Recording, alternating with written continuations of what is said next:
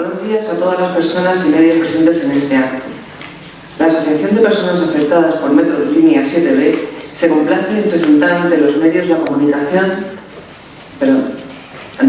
comunicación el informe psicosocial elaborado por SIRA en relación con las afectaciones psicológicas y emocionales sufridas a través de estos años y que todavía seguimos sufriendo las personas afectadas por este drama, que parece no tener fin. Este informe surge de la necesidad de demostrar que, además de los daños patrimoniales, los daños psicológicos y morales existen y son reales. El mismo recoge el impacto emocional, social y psicológico que la situación ha generado en las personas residentes en las zonas afectadas y los habitantes de San Fernando de Henares y Coslada, así como se dan recomendaciones de intervención y apoyo. Queremos además expresar nuestro más sincero agradecimiento a todas las entidades y profesionales que han colaborado en la elaboración de este informe, a nuestros y nuestras asociadas que con su esfuerzo diario y constante han hecho posible que este informe pueda ver la luz. En especial, agradecemos la implicación de las asociaciones y personas que han colaborado en nuestros eventos, como nuestra vecina Nieves Jiménez, afectada directa, y a su compañía de danza, la Asociación Musical San Fernando de Henares Pachelbel, el Grupo de Teatro Aficionado de San Fernando de Henares, a las personas mayores de San Fernando de Henares que todos los años aportan su granito de arena con su exposición solidaria, al musical Mamma Mía y al Grupo Brave, que han aportado su buen hacer y su profesionalidad con sendos musicales, asociaciones vecinales y el tejido asociativo de todo tipo que nos han ayudado mediante apoyo, donación y esfuerzo diario. A los artistas independientes, Paloma La Colasa, Pablo Volador, Lucía Hermoso y tantos profesionales que nos han ayudado a llegar hasta aquí. A la plataforma de afectados por Metro Línea 7B por la visibilidad que se da al problema. A los ayuntamientos de San Fernando de Henares y Coslada que nos han cedido espacios para poder realizar nuestro trabajo. A todos los profesionales de psicología y trabajo social que nos acompañan. Y arquitectos que nos han ayudado a comprender mejor el problema que nos atañe. Seguramente se me pueden haber quedado en el tintero alguien que no he nombrado, disculpas por ello, pero dentro de nuestros corazones va nuestro más profundo agradecimiento hacia ellos y ellas. Su colaboración ha sido fundamental para poder reflejar con rigor mediante este informe la realidad que viven los afectados y afectadas, proponer soluciones viables y humanitarias. Esperamos que el mismo sirva para sensibilizar a la opinión pública y a las autoridades pertinentes, y que contribuya a mejorar la situación de las personas damnificadas. Agradecer a los ponentes, SIRA y CAES, su tiempo y dedicación. Sin más, procedo a dejarles con ellos y ellas para comenzar con el informe. Una vez acabada la exposición, si los medios quieren podrán hacer preguntas a los ponentes e intentaremos explicarlo con la mayor claridad posible. Después daremos una vuelta por la zona donde se están llevando las obras de mejora y estabilización para que de primera mano podáis comprobar el resultado de la pésima planificación de la CAM para realizar estas obras y ampliación del metro. Muchas gracias a todos y todas por asistir. Esperamos poder ganar esta lucha a la que nos hemos visto empujados sin haberlo pretendido. Gracias por asistir y nos vemos al final del informe para salir a dar esa vuelta por nuestro pueblo. Buenos días, mi nombre es Gabriela López Neira, soy psicóloga del centro SIRA. SIRA es un centro de atención a personas víctimas de violencia política, malos tratos y tortura, y trabajamos en la documentación médica, psicológica y psicosocial de diversas vulneraciones de derechos humanos. Con ese cometido nos pusimos en contacto con la asociación y con las personas afectadas por la infraestructura del metro para evaluar cuáles habían sido los impactos psicosociales de estos 17 años de recorrido. Quizás empezaría con la frase que decía Patricia al final, ¿no? Esta lucha a la que nos hemos visto abocados sin haberlo pretendido. Y gran parte de lo que explica el daño que hemos identificado tiene que ver con esto, con una lucha impuesta, con muchos años de indefensión y con un daño a veces difícil de explicar, con una respuesta institucional a veces difícil de entender por parte de las personas afectadas. El informe tenía como objetivo la evaluación de los impactos de una forma integral, intentando recoger los distintos aspectos o áreas de la vida que hubiesen podido ser afectadas por esta situación, así como intentar de alguna forma graduar el nivel o la gravedad de dicho impacto. La metodología se realizó con distintas fases. Una primera fase de revisión de la documentación que ya existía sobre el caso, seguida de unas entrevistas con agentes clave que nos permitieron hacer una evaluación cualitativa de la percepción que se tenía de lo que había ocurrido hasta ahora, y a partir de ahí elaboramos una encuesta semiestructurada de carácter cualitativo y cuantitativo que respondieron 169 personas adultas que a su vez respondían los impactos sobre la infancia que vivía en sus hogares.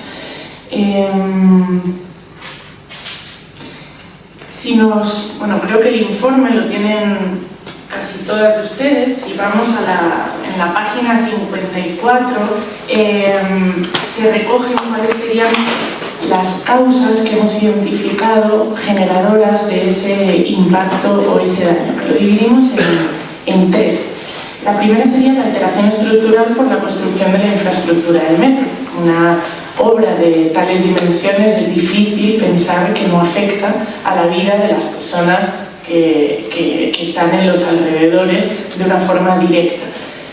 Pero sumado a esto, lo que encontramos es unas causas provocadoras de malestar, sufrimiento o daño que tienen que ver con la continuación y ampliación de la infraestructura del metro sin un límite definido, sin saber hasta cuándo iba a ocurrir o qué territorio se iba a extender, llegando a casi 2 décadas continuadas de obras.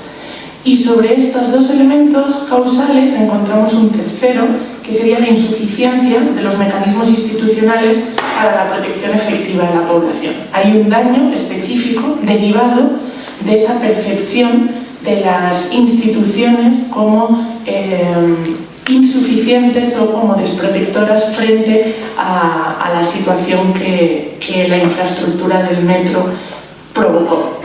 Siguiendo esta lógica de las 3 causas de sufrimiento, os invito a recorrer algunas de las cifras que quizás nos pueden dar cuenta de esa magnitud del impacto que decíamos que también teníamos como propósito evaluar. Con esa primera causa, que tiene que ver con la alteración de la vida cotidiana por una infraestructura de grandes dimensiones, lo que encontramos es que hay personas que refieren llevar casi 2 décadas conviviendo con ruido, casi un 83% de las personas.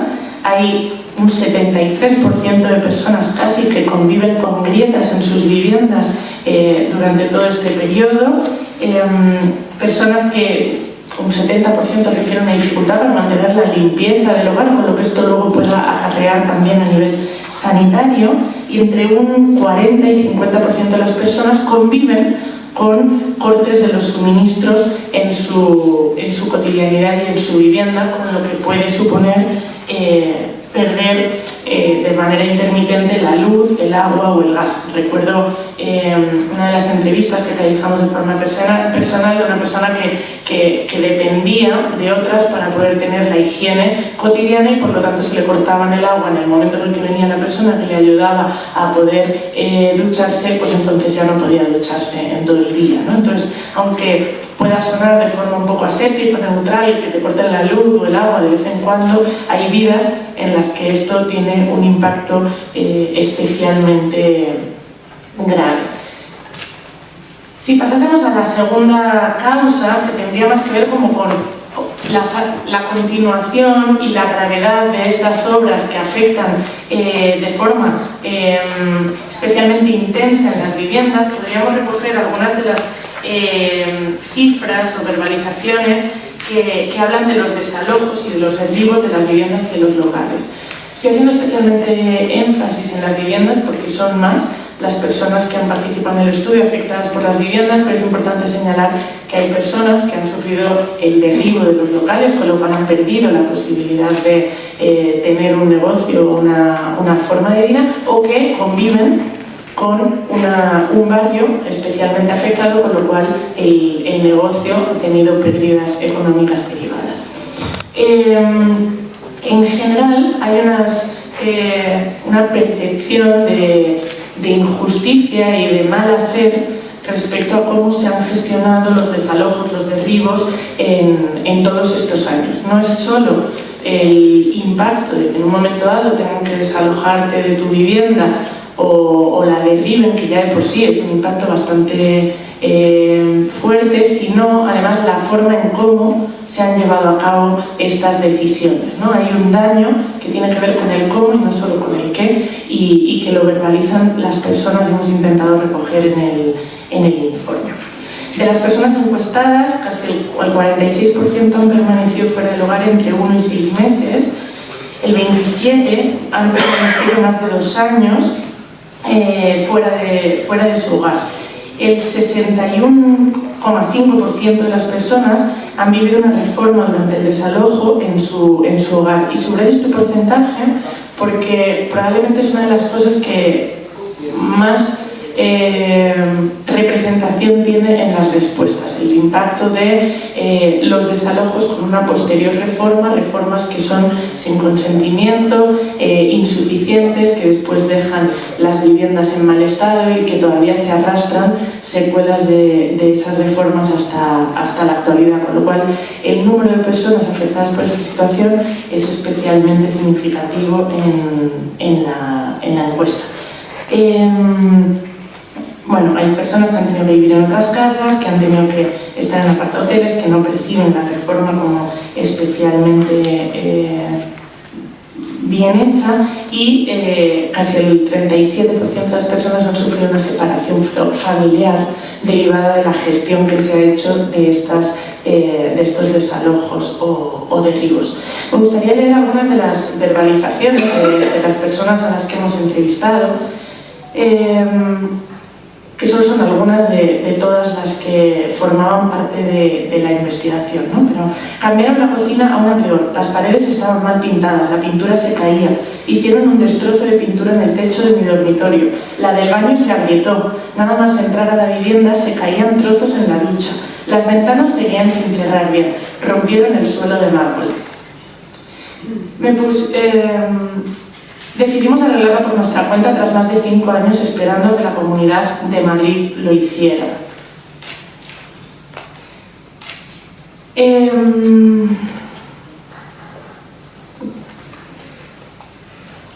Sobre estos daños se suma la tercera causa, el tercer elemento causal que hablábamos, que tenía que ver con esa percepción de la respuesta institucional.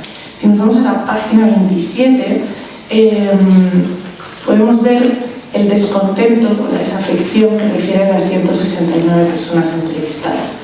El 96% consideran que las autoridades han generado mayor sufrimiento emocional a las personas afectadas sobre el propio sufrimiento de la infraestructura. El 98% perciben poca o ninguna acción por parte de la Administración para responsabilizarse o para minimizar el malestar. El 89% refieren que el apoyo de la oficina creada ad hoc para este propósito ha sido escaso o nulo. El 88% refieren una inconformidad con la respuesta y el apoyo recibido por parte de las instituciones, y el 76% desconocen cuáles son las medidas previstas a nivel institucional para el futuro. En general, estos porcentajes lo que traslucen es una sensación de injusticia, de desprotección, de insuficiencia y de desinformación. Hemos querido diferenciarlo porque las personas en las entrevistas, en las encuestas realizadas, hacían especial hincapié en esto, ¿no? Y luego lo veremos en las conclusiones, pero probablemente una de las principales conclusiones es el valor acumulativo acumulado del impacto durante estos 17 años, ¿no? Y cómo son 3 capas: la infraestructura inicial, el agravamiento y prolongación y la respuesta institucional, lo que nos explica o nos permite entender los impactos que referimos en este informe. Si nos vamos a los impactos, y no quiero extenderme mucho más por dejar espacio también a mis compañeros, bueno, antes, solo porque tenía aquí un par de verbalizaciones, pero les han mandado pisos de pena, no les dan el valor de la casa que les han derribado. La respuesta siempre es la misma: genérica, aséptica y sin solución ninguna. Es fundamentalmente un elemento de propaganda del gobierno. La oficina no facilita ninguna información. Por más manifestaciones que se hagan, nadie decide cerrar el metro. La comunidad tiene un plan establecido y no se salen de ese plan ni por vidas humanas.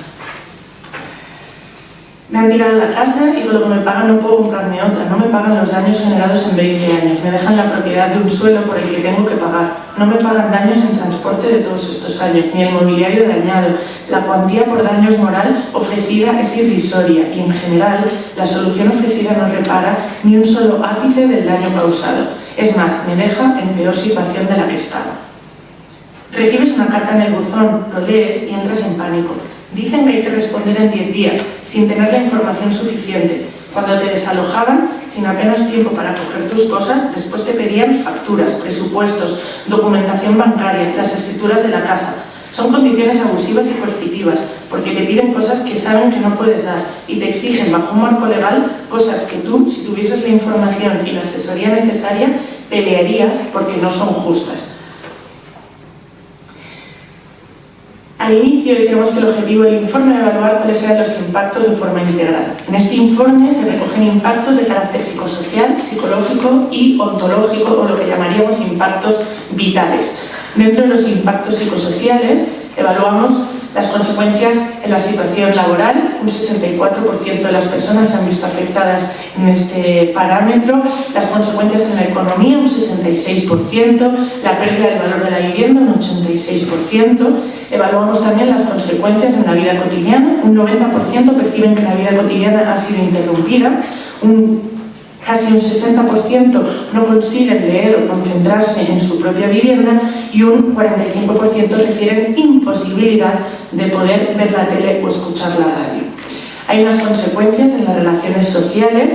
Hablamos de un 62% de la gente que refiere un deterioro en las relaciones a nivel intrafamiliar, un 46% sensación de aislamiento y soledad, un 57% sensación de falta de comprensión y acompañamiento, un 82% un impacto en la vida comunitaria del barrio, un 69% percibir que la situación ha impactado en las relaciones vecinales y más de un 50% perciben que ha disminuido el sentido de pertenencia o que hay consecuencias en los estudios.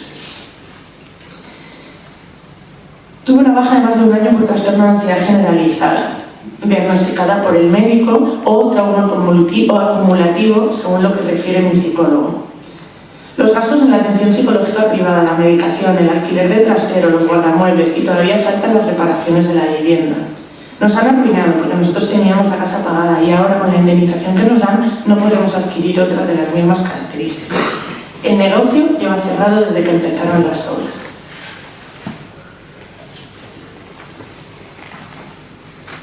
Cuando evaluamos el impacto psicológico, el impacto en la salud, lo que identificamos es un 20% de las personas acudían a atención psicológica antes de que esto ocurriese. Esta cifra asciende a un 40% de personas que han acudido a atención primaria después de estas circunstancias, que se suman a otras 23 que no han acudido, pero que cuando se les pregunta consideran que deberían de haberlo hecho. Un 46% de las personas entrevistadas han acudido a medicación para poder calmar los nervios y la ansiedad durante este periodo.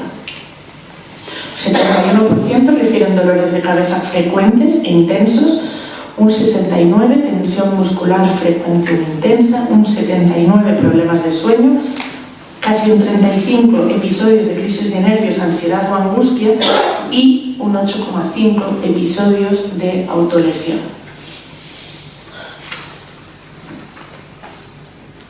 En este informe utilizamos la escala WAS, es una escala que se utiliza en contextos humanitarios para evaluar el impacto de determinados episodios.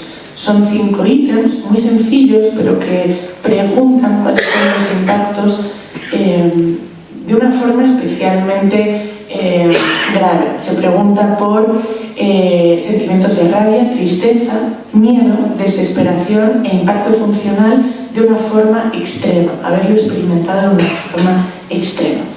Cuando recogemos las cifras, vemos que el 76% refieren sentimientos de rabia que les imposibilitan la cotidianidad, un 78% lo mismo con la tristeza, un 65% refieren haber experimentado miedo extremo, un 63% refieren un impacto significativo en su funcionamiento diario y un 35% refieren haber experimentado una desesperación que les quitaba las ganas de continuar viviendo. A veces no puedo hacer frente a esta situación y pienso muchas veces que no deseo seguir viviendo. He trabajado y luchado tanto por ese hogar para tener un futuro para mi hijo. Me han despojado de todo y ya no tengo nada. Tengo 57 años, no puedo empezar de nuevo. Es una situación de desesperación e impotencia. No sé cómo explicarlo. Miedo a no poder entrar a mi casa. Yo nunca llevaba mi carnet de identidad o mi cartilla del médico. Ahora siempre lo llevo encima por el miedo. Y si evaluamos los impactos ontológicos o el impacto vital, lo que identificamos es un 76% de personas que identifican que su carácter ya no ha vuelto a ser el mismo. Un 55% perciben una pérdida de falta de control. Existen numerosos estudios, tanto psicológicos como médicos, que evalúan cómo la percepción de pérdida de control es uno de los factores desencadenantes de falta de salud. Un 95% casi refieren una sensación de no poder hacer nada para cambiar las cosas. Casi el 90% refieren un impacto en su proyecto de vida. Un 87% la percepción de que esta situación les ha provocado un daño moral. El 76% afirman una desafección política y una falta de confianza en las instituciones. Y por último hay un 65% que todavía a día de hoy refieren que hay un desconocimiento social sobre esta problemática. ¿Qué futuro tengo? No tengo ninguno. Al quedarme sin hogar y con la indemnización miserable, tengo que esperar a ver qué puedo hacer con mi vida y ver dónde puedo empezar de nuevo. A veces pienso que me gustaría volver a casa y que la casa ya no estuviera, como una forma de dejar de pensar y de luchar. Estás atrapada, enganchada a esta situación, sin poder salir. Es muy humillante el proceso de abandono que sufrimos por todas las administraciones, la falta de empatía y compasión ante una injusticia tan clara. ¿Me van a devolver 15 años de miedo?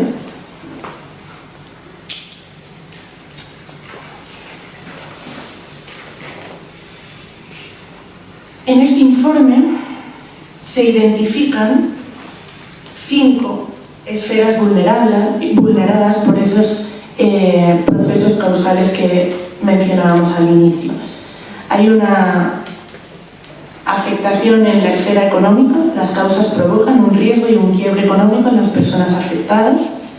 Una afectación de la esfera en la seguridad y el control de la vida, las causas provocan pérdida de percepción de seguridad y control vital. La esfera de funcionamiento, las causas condicionan o determinan la capacidad para el funcionamiento diario, la vida cotidiana, la vida laboral y la vida estudiantil. Hay un impacto en la esfera cultural y comunitaria. Las causas han provocado una pérdida de patrimonio cultural, de espacios públicos y de tejido social. Por último, hay una afectación en la esfera de la salud. Las causas provocan riesgos y empeoramiento integral de la salud.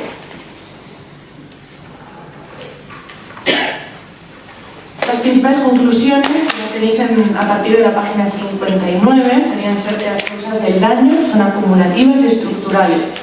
Las esferas fundamentales de la vida humana han sido vulneradas. Las consecuencias evidencian una vulnerabilidad estructural y las consecuencias psicosociales muestran un deterioro sostenido de la vida diaria. Los impactos finales son severos, cronificados e irreparables. Las estrategias comunitarias han sido clave, pero insuficientes sin el apoyo institucional. Y el daño no puede ser reparado sin una voluntad institucional.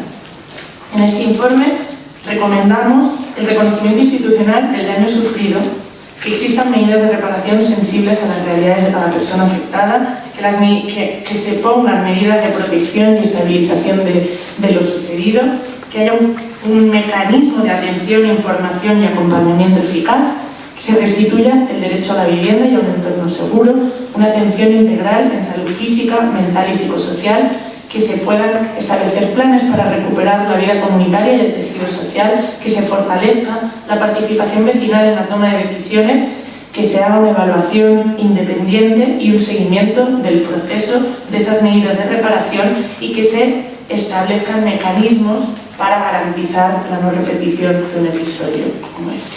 Muchas gracias. Y antes de pasar el micrófono, quería reconocer que estaba en el cartel Guillermo Fouce, que es presidente de Psicología Sin Fronteras, son compañeras psicólogas que llevan años acompañando este sufrimiento en espacios individuales y grupales. Probablemente es también uno de los elementos que nos indica cómo el sufrimiento lleva años acumulándose, y quiero dar pie a Isabel Bello para dar voz a las personas afectadas. Este informe no habría sido posible si esas 169 personas no hubieseis colaborado con nosotras, si no hubieseis hecho el esfuerzo de compartir todos estos años de experiencias y nos hubieseis podido brindar tanta información que después analizar, sistematizar e intentar recoger desde esa mirada técnica de los impactos psicosociales. Así que, Isabel, muchas gracias por tu palabra.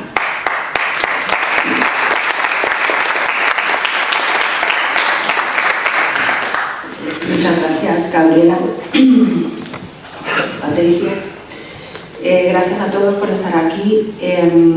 Para nosotros es muy importante haber hecho este informe. Están siendo unos días bueno, pues eso, muy importantes para nosotros, también un poco impactantes, porque realmente hasta que no puedes conocer lo que le están pasando a los demás, quizá no reconoces que lo que te está pasando a ti no es vergonzante, sino que es normal que estés de baja, que estés triste, que tengas altibajos, que quieras llorar, que no tengas energías para hacer determinadas cosas, que no trabajes igual. Te das cuenta de que hay muchos vecinos que lamentablemente están como tú. Entonces nosotros llevábamos mucho tiempo observando que cada vez hay más gente afectada, que cada vez los daños parecen mayores, y por eso impulsamos a hacer este informe, porque necesitábamos saber el impacto real que había tenido, porque necesitamos ayuda.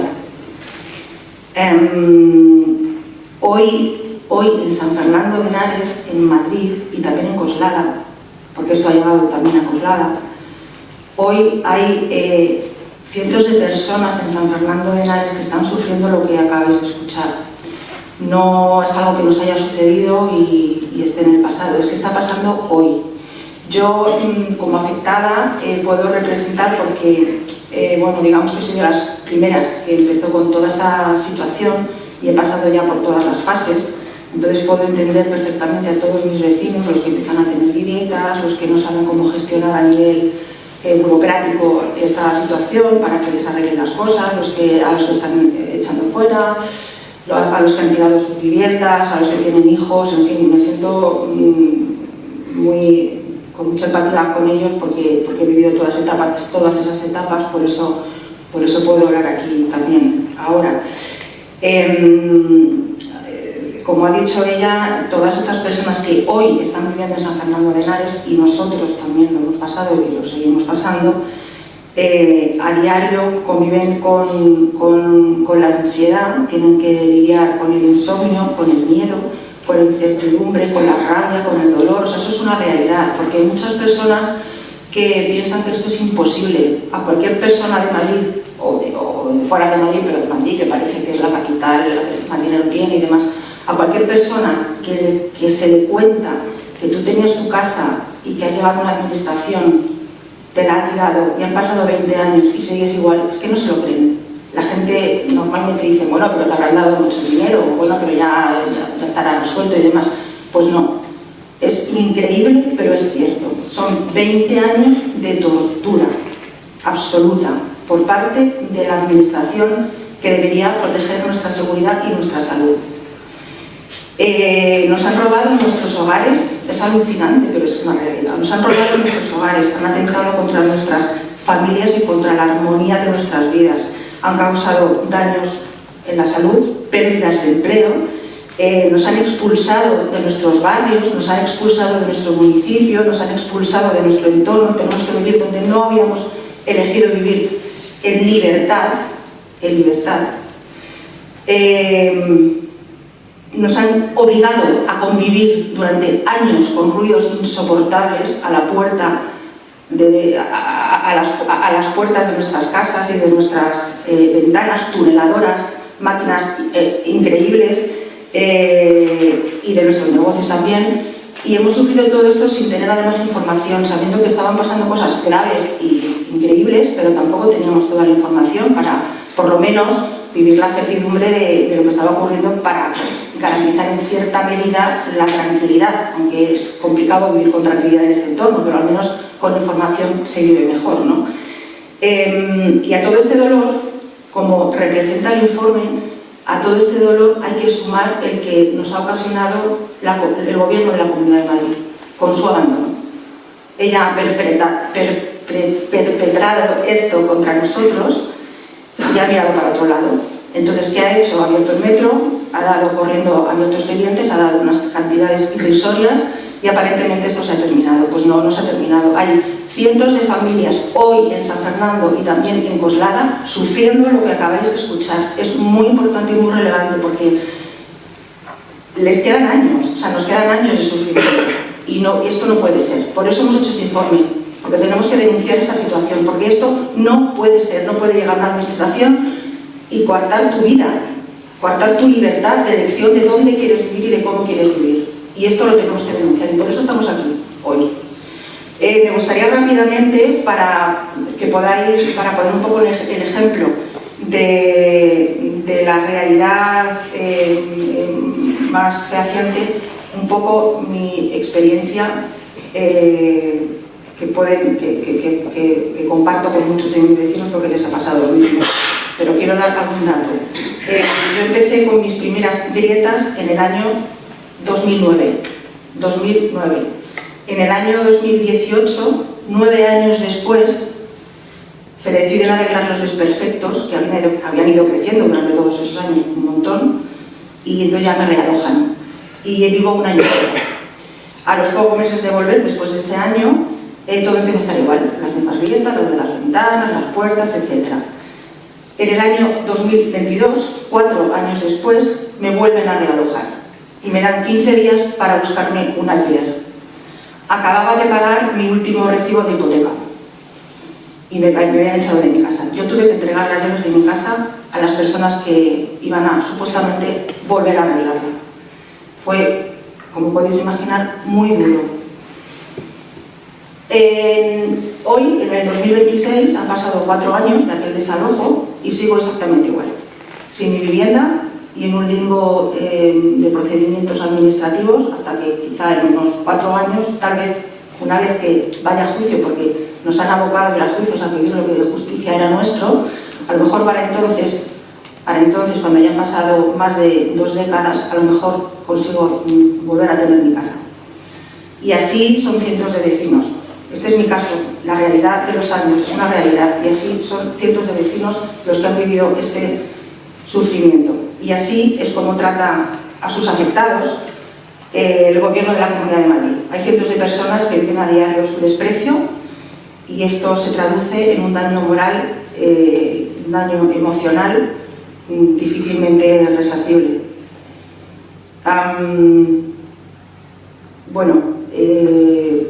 Nada, recordaros que son 600 familias hoy afectadas, recordaros que hay cientos de ellas que viven este sufrimiento y que además ni siquiera están reconocidas por la administración. Hay gente que está viviendo en casas que es insoportable y no están reconocidas por la administración. Es decir, tenemos reconocidas 603, creo que son exactamente, viviendas con daños y hay otras muchas viviendas que no están en ese listado porque no están reconocidas. Y nada más, deciros que para los vecinos de San Fernando este informe significa poner sobre la mesa los datos de la brutal agresión que estamos sufriendo por parte del Gobierno de la Comunidad de Madrid, y deciros también que una de las cosas que nos daría tranquilidad sería que la Comunidad de Madrid nos explicara qué pasa en el suelo de San Fernando de Henares y ahora de Coslada.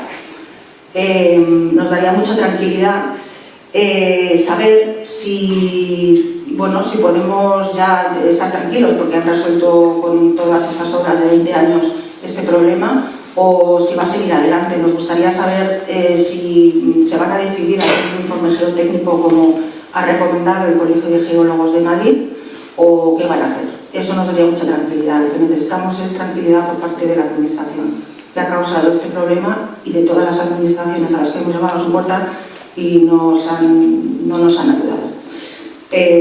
Bueno, nada más. Muchas gracias y ya está.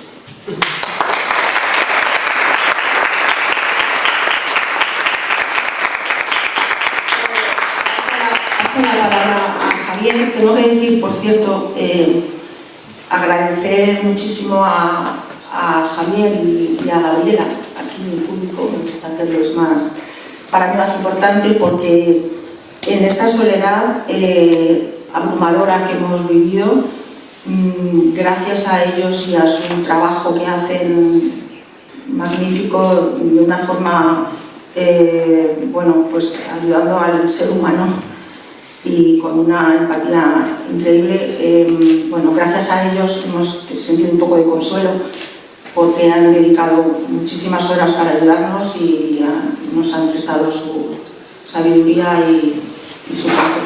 Así que gracias. Y ahora paso la palabra a Javier.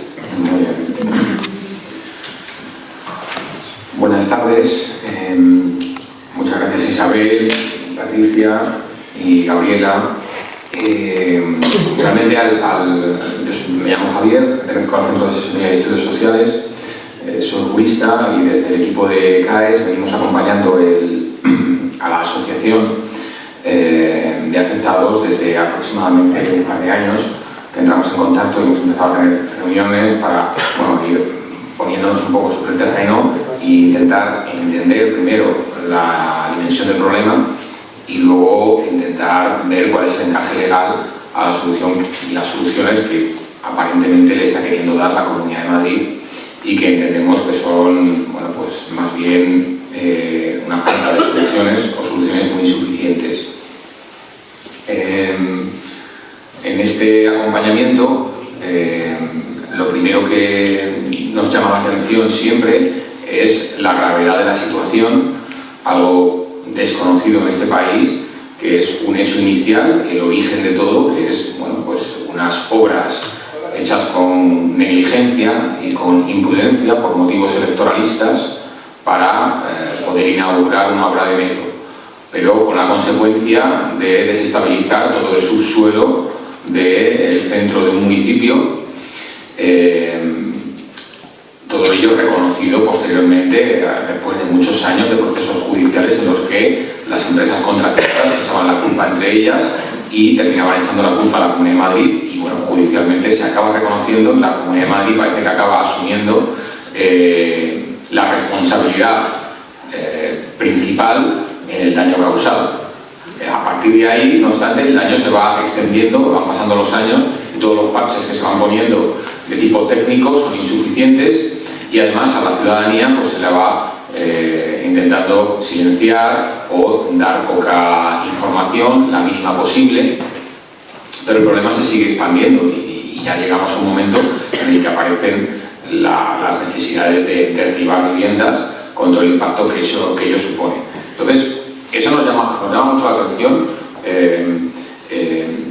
y como se explica en el informe de SIRAS, que no solamente es una cuestión técnica de que es que se hizo mal una obra, es mucho más que no haber hecho bien una obra o no haber atendido a los informes de los técnicos. Es una negligencia consciente a sabiendas del riesgo al que se exponía a toda la población afectada, pero además luego hay un agravamiento del daño, como se ha contado, por la falta de respuestas institucionales, fundamentalmente por parte de la Comunidad de Madrid.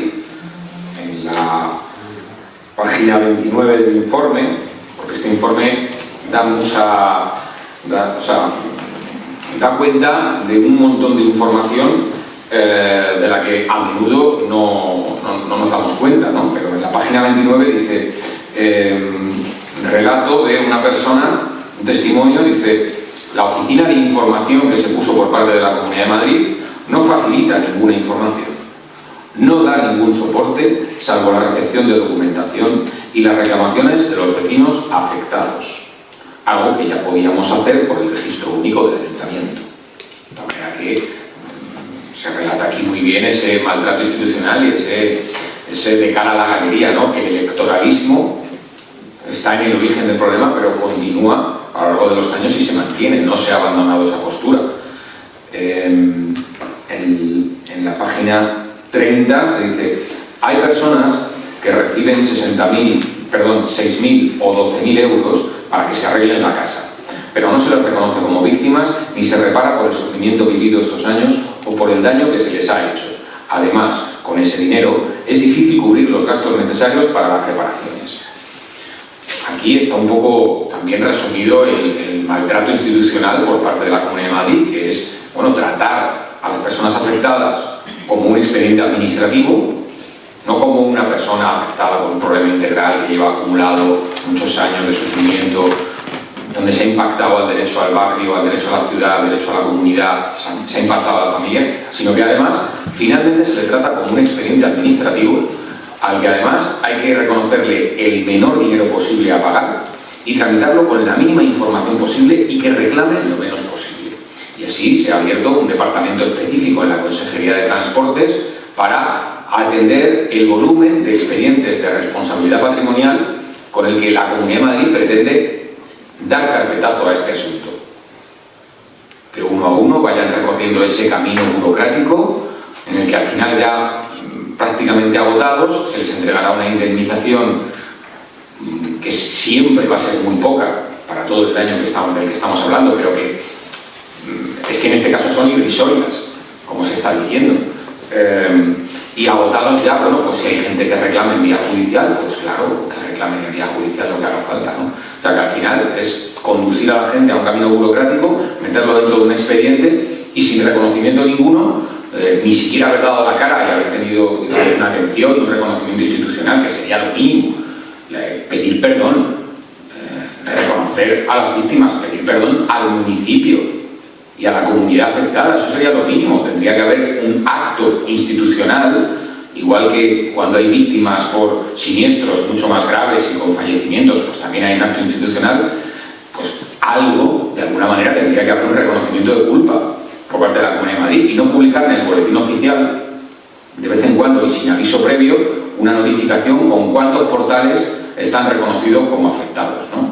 Y entonces vienen, bueno, pues la gente totalmente indefensa, que no sabe muy bien cómo reaccionar y cómo se tiene que comportar ante esos nuevos anuncios, porque es que no hay información, ni siquiera yendo a la oficina de información que aquí ponen se explica nada. Lo máximo que te dicen es eso pónmelo por escrito en una expone. O sea, que el grado de burocratización y de remitir a la gente y reducirla a un expediente administrativo es, bueno, asombroso. Desde el punto de vista jurídico, todo esto afecta en primer lugar a derechos fundamentales. El primero, la intimidad del domicilio. La inviolabilidad del domicilio, reconocido en el artículo 18 de la Constitución, aquí se ha visto afectada de lleno desde el primer momento. Es decir, que bueno, pues hay una injerencia por una responsabilidad patrimonial que afecta de lleno a todos los domicilios de todas las familias afectadas.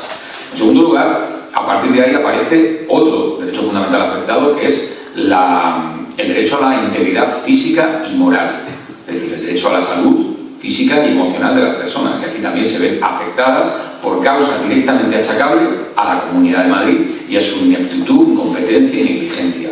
Y a partir de ahí un montón de derechos constitucionales, como el derecho a la vivienda, la protección de la familia, la protección de las personas de edad avanzada, la protección de las personas con discapacidad, el derecho a la educación. Todo eso se ve afectado y, sin embargo, ellos lo tramitan como un expediente de responsabilidad patrimonial individualizado, uno a uno, en el que a partir de ciertos baremos a cuál más rácano se le va diciendo a la gente, bueno, pues a ti te corresponden 12.500 y a ti 20.200. Pero además, a la vista de lo que expone el informe de SIRA y de los relatos y los testimonios de todo, me da la impresión de que incluso esos expedientes contienen enormes errores y unos fallos de bulto que vienen fruto de hacerlo todo racaneando y no prestándole ninguna atención, porque, por ejemplo, hasta donde hemos sabido, los informes no tienen en cuenta el daño acumulado a lo largo de los años en el daño moral. Hay una cuantía de daño moral que prácticamente se ha establecido según un informe encargado a un despacho de abogados particular en Madrid, con muchos abogados, 100 y pico abogados. Bueno, han hecho un informe a partir del cual la Comunidad de Madrid dice, vale, pues los daños morales son a tanto alzado por familia, según el número de integrantes de la familia y el número de personas, pero por ejemplo en esa baremación no se tiene en cuenta si la persona lleva afectada 2 años o 4 años o 10 años o 15 años. De tal manera que, vamos, me parece a mí que en un informe de daño moral un elemento, un parámetro fundamental es el tiempo de afectación. Bueno, pues eso ni siquiera aparece en los informes, ni se coge un poco así a la pluma. Bueno, ¿cuánto vamos a dar a los de San Fernando? Venga, pues les vamos a dar esto y ya está. Con lo cual el informe de SIRA, aparte de contarnos un montón de cosas que no sabíamos, también nos está arrojando luz sobre un montón de cosas prácticas que se pueden hacer y que se pueden plantear y que no están siendo tomadas en consideración por parte de la Comunidad de Madrid. Pero además, y ya voy terminando, lo que se ha mencionado en la mesa por parte de Isabel y por Patricia respecto de la solución que le quieren dar a este asunto ya a nivel global. Existe un problema en el subsuelo de San Fernando de Henares desde hace 15 o 20 años, provocado por un proceso de castificación que hace que se empiece a mover el subsuelo y eso hace que se fracturen las viviendas y finalmente algunas se tengan que derribar. Y frente a eso, ahora la Comunidad de Madrid parece que da el asunto por zanjado y parece dar a entender que el problema está estabilizado, es decir, que ya no va a pasar nada más. Sin embargo, existe un informe del Colegio de Geólogos de hace 2 o 3 años que dice cosas muy distintas. Dice que el problema es de muy difícil solución, en todo caso a muy largo plazo, y que la solución pasaría incluso por clausurar los túneles de metro, porque son el origen del problema y su solución pasaría por la clausura de esos túneles de metro.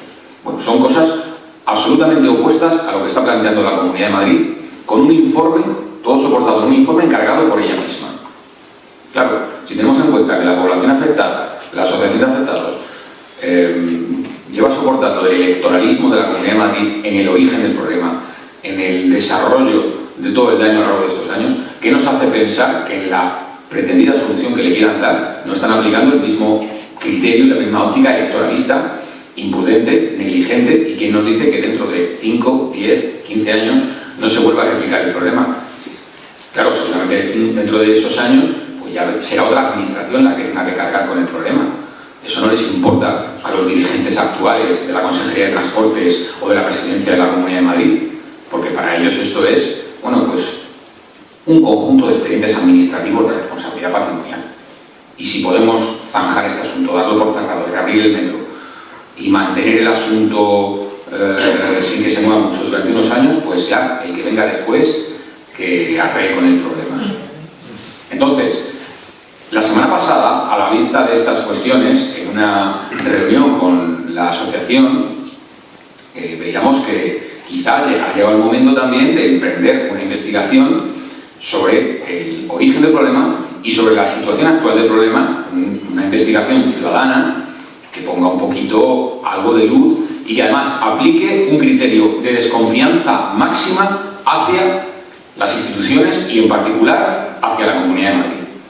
Es decir, no se puede confiar en una institución que ha venido desarrollando este maltrato sistemático a todas las personas. Por tanto, sería imprudente también por las personas afectadas creerse esta solución. Habrá que aplicar la máxima desconfianza, habrá que intentar buscar todos los informes posibles para arrojar luz y saber si realmente aquí la solución que se pretende dar, es que esto ya no hay problema, que ya solamente falta arreglar las casas que tienen grietas y pagar las indemnizaciones y se ha acabado. Bueno, eso vamos a ver si es cierto. Y todo Entonces, hay unos profesionales, hay un colegio de geólogos, hay informes independientes y habrá que iniciar una investigación ciudadana para hablar de, oye, ¿qué pasa con el metro? ¿Qué pasa con esta solución? Y vamos a ver si ahora no estáis cometiendo el mismo ilícito. Y en caso de que lo estuvieran cometiendo, es decir, que están incurriendo otra vez en la misma imprudencia, en el mismo electoralismo, pues en ese caso a lo mejor hay que emprender acciones judiciales. Porque el asunto, no quiero yo ponerme alarmista, pero es muy serio. Es tan serio como que se llevan 20 años soportando esto y no está muy claro que el tema se haya cerrado, ¿no? Así que, bueno, por mi parte, señalar que todas estas vulneraciones tienen un encaje legal muy claro, resumir en que hay que mirar con lupa los expedientes de responsabilidad patrimonial, pero hay que mirar con lupa también el problema estructural de fondo. Nada más. Yo creo, ya para terminar, una de las cosas que quedan más claras es que los daños morales y psicológicos son reales y que necesitamos la ayuda, vuestra ayuda, para poder ayudar a todos los afectados y afectadas. Muchas gracias por asistir a esta presentación.